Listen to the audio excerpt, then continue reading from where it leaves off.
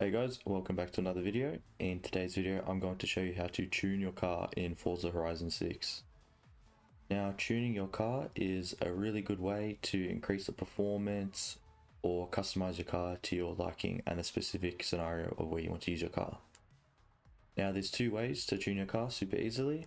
All you need to do is open the pause menu, select the cars tab, and then the option to the right says tune car. If you select this, it will give you all the different tuning options. You can also access the tuning menu if you select buy new and used cars. It will take you to the closest festival site or house. Then you select the cars tab, upgrades and tuning, and then in here you can either tune the car custom to your liking or find someone else's tune. Thanks for watching, and if this video helped, don't forget to like and subscribe and let me know what you'd like to see in the next video. See ya.